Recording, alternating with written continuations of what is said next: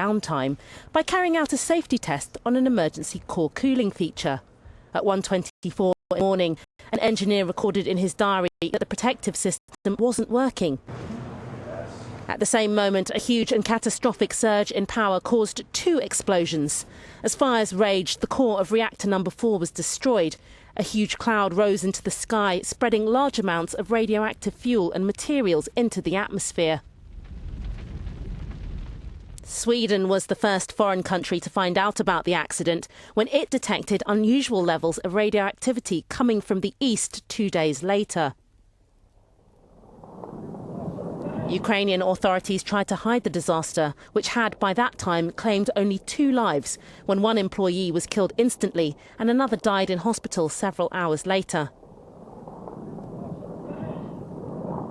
Firefighters who rushed in to put out the blaze weren't properly equipped and suffered radiation poisoning. Attempts were made to cool the reactor by dropping 4,000 tons of lead and sandbags onto the site.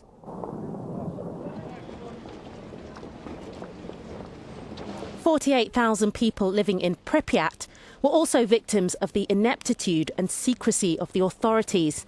The town was only 3 kilometers away from Chernobyl. Evacuation from Pripyat began a full day and a half after the explosion. Investigations into the accident at Chernobyl revealed both procedural and design errors at the nuclear facility. 네, 안녕하세요 여러분. 이제 선생님이 다시 이제 수업을 진행을 해볼게요. 자, 지금 영상은 이제 체르노빌 원자력 발전소의 폭발 당시 상황과 그리고 이로 인한 주민들의 대피하는 모습까지 이제 영상으로 녹화가 되었는데, 이제 선생님 이 얘기를 왜 하냐? 일단 저번 시간에 이양민 선생님께서 과학기술이 가져오는 우리 삶에 많은 도움과 그리고 또 과학기술이 가져오는 한계에 대해서도 선생님이랑 알아보았을 텐데, 이제 그에 대한 이제 연장선상으로 선생님이 과학기술에 대해서 우리가 가져야 할 자세에 대해서 여러분과 함께 이야기해 보려고 이제 체르노빌 원자력 발전소 영상을 보게 되었어요. 자, 이제 이 사진을 한번 보실까요? 이 사진을 보면은 그때 폭발 당시에 이제 원자력 발전소 그 중심부에 원자력 발전소 중심부가 터졌기 때문에 참 많은 희생자가 나왔고 지금까지도 그 피해가 정말 끝이 없이 발생하고 있는데, 이 원자력 발전소가 폭발한 이유가 무엇이었을까요? 자, 선생님이 간단히 이제 알아보면은 이제 다음 백과 속에 누구나 세계사에 따르면은 이제 이렇다고 합니다. 폭발 원인은 송전 정지 상태, 그러니까 전기를 보내는 것을 멈춘 상태에서 어떤 문제가 발생하는지 알아내려던 두 연구원의 실험, 그러니까 이거 기술을 사용하는 사람들의 책임이었다라는 것이겠죠.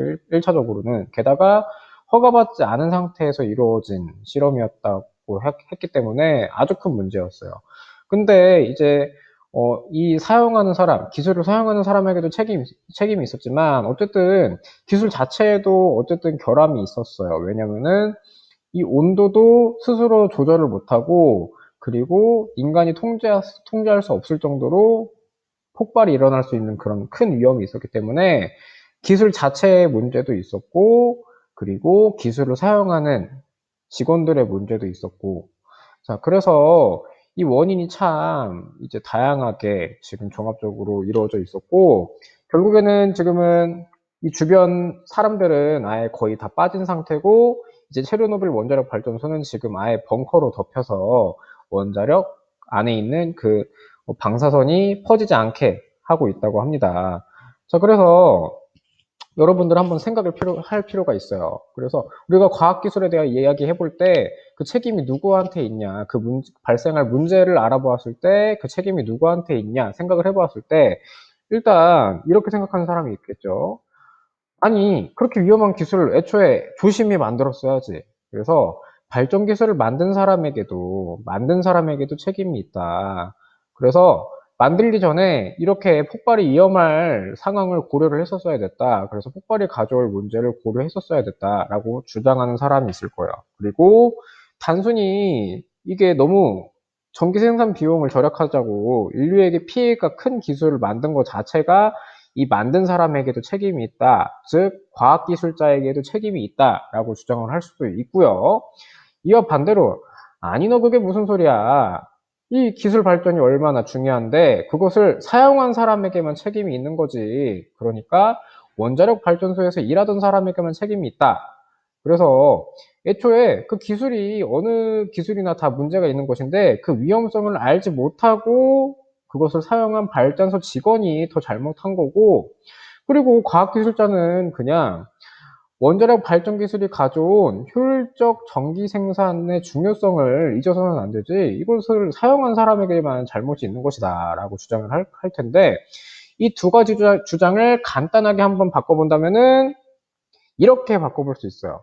그래서 이 만든 사람, 그러니까 과학기술자에게도 책임이 있다라고 주장하는 분들은요, 바로 과학기술의 가치 중립성에 대해서 반대하는 입장이에요. 그리고 반대로 원자력 발전소에서 일하던 사람에게만, 그러니까 그것을 기술을 사용하는 사람에게만 책임이 있다라고 주장하는 분들은요, 바로 과학기술의 가치 중립성에 대하여 찬성하는 입장입니다. 근데 가치 중립성, 이게 뭐야? 과학기술의 가치 중립성. 이게 뭐야? 이게 뭐야? 그러니까, 이게 뭐야? 지금 뭐 하는 거야? 나보고 지금 이걸 갑자기 하라는 거야? 라고 생각할 수 있을 거예요. 그래서 이 과학기술의 가치 중립성이 무엇일까 하고 약간 벙찐 생각을 할 수도 있어요. 선생님도 처음에 보고 이게 뭐야? 이걸 왜 해야 되는 거지? 하고 싶었는데 아주 중요한 내용이더라고요. 자, 그래서 우리 한번 일단 가치 중립성에 대해서 알아보기 전에 이 교과서 159쪽에 우리가 배우기 전에 우리가 배워야 할 목표를 한번 적어보고 갈까요? 그래서 159쪽에 한번 적어주세요. 과학기술에 필요한 책임이 무엇인지, 과학기술에 필요한 책임이 무엇인지 설명할 수 있다가 우리의 배움 목표입니다. 자, 일시정지하고 다 적어보았죠? 자, 넘어가겠습니다. 자, 그래서 우리는 이제 교과서 159쪽부터 163쪽까지 이제 과학기술에 책임이 필요한 이유는 무엇인가에 대해서 알아볼 거고요. 자, 선생님이 얘기했죠. 과학기술의 가치 중립성. 근데 그것이 무엇인지 알아보려면은 그 의미에 대해서 당연히 알아보아야겠죠. 자, 일단 가치 중립성 안에 있는 이 가치란 바로 표준국어 대사전에 따르면 이렇다고 합니다. 일단 여기서는 조금 더 이거에 초점을 둬야 될 것 같아요. 대상이 인간과의 관계에서 지니게 되는 중요성, 또는 인간의 욕구나 관심 있는 대상이 되는 목표가 되는 참된 것 또는 착한 것 또는 아름다운 것. 그러니까 뭐 결론적으로는 가치라는 것은 인간이 어떤 것을 좋아하는 것, 어떤 것을 목표로 하는 것 등등을 이제 가치라고 하는 거예요. 그래서 이제 가치 중립성을 이야기한다면은 어떤 가치관이나 태도에도 치우치지 않는 성질. 그래서 교과서 160쪽에 나와 있어요. 첫 번째 줄에. 그래서 일단 어느 것을 좋아하든 싫어하든 그것을 생각하지 않는 것. 그래서 이제 과학기술에 한번 적용을 해본다면은 140쪽에 두 번째 줄에 한번 밑줄을 쳐볼까요? 과학기술 연구에 연구자의 주관, 그러니까 개인의 생각이나 가치를, 어떤 것을 좋아하고 싫어하는 것을 개입시키지 않는 것, 그러니까 오직 과학기술이라는 그 사실 자체에만 초점을 두는 게 바로 가치중립성이라고 합니다. 자, 그래서 이제 가치중립성을 주장하는, 그러니까 원자력 발전소에서 일하던 사람에게만 책임이 있다라고 주장하는 사람들은요, 이렇게 얘기할 거예요. 아니, 실제 이게 체르노빌 원자력 발전소장과 그리고 그 실험을 담당했던 사람, 그리고 자문 교수인데 이 사람들은 불법인 걸 알면서도 허락받지 않았으면서도 그 실험을 주장을 했던 사람이에요. 왜냐하면은 자신들의 승진, 그리고 국가의 발전을 이루어야 한다라는 목표를 이루기 위해서 오직 자신들의 가치, 그러니까 이것을 사용하는 사람들의 가치가 문제였던 거예요. 그래서 이 가치 중립성을 띈다, 과학기술의 가치 중립성에 대해 찬성하는 사람들은 교과서 160쪽에 네 번째 줄에 한번 밑줄을 쳐보세요. 그래서 과학적 사실이나 기술 그 자체는 가치 중립적인 것이다. 왜냐하면은 과학 자체가 사실에 기반을 하는 객관적인 것이기 때문에. 그래서 이 기술 자체는 가치 중립적인 것이다 라는 말을 똑같이 이제 바꾸면은 한번 빈 곳에 한번 적어보세요. 과학기술의 가치는 그것을 사용하는 사용자가 결정하는 것이지, 이런 사용자가 결정하는 것이지, 과학기술의 문제에 대한 책임은 그렇기 때문에 결국에는 가치를 부여한 사용자에게 있다. 빈 곳에 한번 적어보세요. 그래서 과학기술을 만든 과학기술자는 책임이 없다. 왜냐면은 그 사람들은 가치 중립적으로 연구를 했기 때문에. 하지만 과학기술을 사용하는 사용자가 가치를 결정하기 때문에 그 책임은 사용자에게만 있는 것이다. 라고 주장을 할 수가 있다는 것이에요. 근데 이에 대해서 여러분 찬성하십니까? 반대하십니까? 의견이 분분할 텐데 이제 이에 대해서 반대하는 분들은 바로 이렇게 얘기할 수 있겠죠. 당연히 그 기술을 만든 과학기술자에게도 책임이 있다. 즉 과학기술의 가치 중립성에 대해서 반대하는 분들은요. 이렇게 얘기할 수 있어요. 왜냐하면은 과학기술은 가치 중립적이지 않아요. 왜냐하면 어쨌든 우리가 스마트폰이라든지 원자력 발전이라든지 우리 삶에 끼치는 영향력이 상당히 높아졌고 그에 따른 문제가 상당히 많이 생기고 그리고 인권과 사생활 침해, 생명을 존중하지 않는 등의 문제가 생기기 때문에 당연히 과학기술자도 책임을 져야 하며 똑같은 말로는 이렇게 쓸 수 있겠어요. 이제 160쪽에 교과서 160쪽에 왼쪽 남학생의 대사를 보면은 이제 과학자 또한 인간이다. 그래서 자신의 생각에 따라서 즉 자신의 사회적, 종교적, 정치적 배경에 따라서 이런 정치적 배경에 따라서 이제 그 연구 방향의 가치가 개입될 수밖에 없다. 그러니까 이 독일의 과학기술자 프리츠 하버는요, 너무나도 국가를 사랑했던 사람이에요. 그래서 이 독일 승리를 위해서 과학기술 그 자체에 집중한 것이 아니라 과학기술을 발전하는 과정에서 자신의 국가관을 넣어서 독가스를 개발을 했어요. 그러니까 아무리 과학기술이 사실을 탐구하는 것이라고 하지만 과학자가 연구 방향에 자신의 생각을 이제 넣을 수밖에 없다. 그러니까 과학기술은 가치 중립적이지 않고 과학자 또한 그에 대한 과학기술로 인한 문제에 대한 책임이 있다라고 팽팽히 지금 맞서고 있는 상황이에요. 자, 그래서 선생님이 이제 가치 중립성이 있다, 없다, 과학기술의 가치 중립성이 있다, 없다에 대해서 계속 이야기를 하고 있는데 조금 더 보충적으로 선생님이 이해하기 쉽게 예를 들면은 이제 여러분 고등학교 교과서를 한번 볼 필요가 있겠어요. 아주 대단한데요. 벌써부터 고등학교 교과서를 보다니 이제 생활과 윤리 교과서에 따르면은 어떤 기술은 분명히 그것의 가치, 그러니까 그것을 왜 중요하게 생각하는지에 대한 목적이 뚜렷하게 기울어진 경우가 있다. 이 사진 보면은 총이 나와 있죠. 총. 이 총을 애초에 개발했을 때 분명히 그 목적은 당연히 전쟁의 승리를 위해서, 전쟁의 승리는 결국에는 사람을 많이 죽이는 것이 전쟁의 승리겠죠. 그렇기 때문에 총이 사람을 죽이는 용도 이외에 또는 생명을 죽이는 것 이외에는 당연히 사용이 되지 않겠죠. 그래서 이 목적 자체가 충분히 개인의 가치가 개입이 된 것이고 지금 그로 인해서 이제 한번 뉴스를 한번 선생님이 보여줄 텐데 아주 마음 아픈 뉴스를 한번 볼 것 같은데 My daughter was shot in the heart, in the spine, in the femur, in the femoral artery. If she lived, she would have been paralyzed for life. Part of us died that day.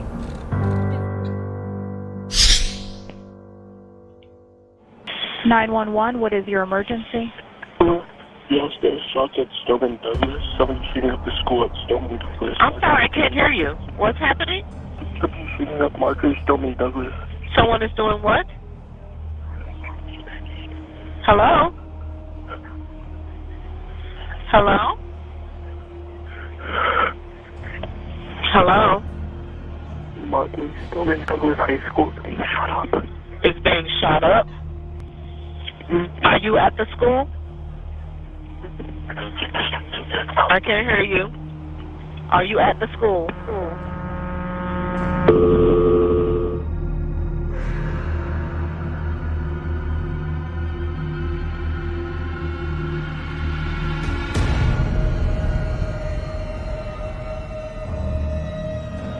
My son is in Stillman Douglas High School. He said he heard noises and talk, and he thinks there's a shooting going on at the school. Okay, we do have police on scene. Police is on scene there. Is it secure? We don't have that information as yet. Ma'am, where is your son inside the school? I asked him. He said he's locked in a math class. Okay, he's locked. Okay, just tell him to stay locked in that room. What's your son's name? Ma'am? Hello?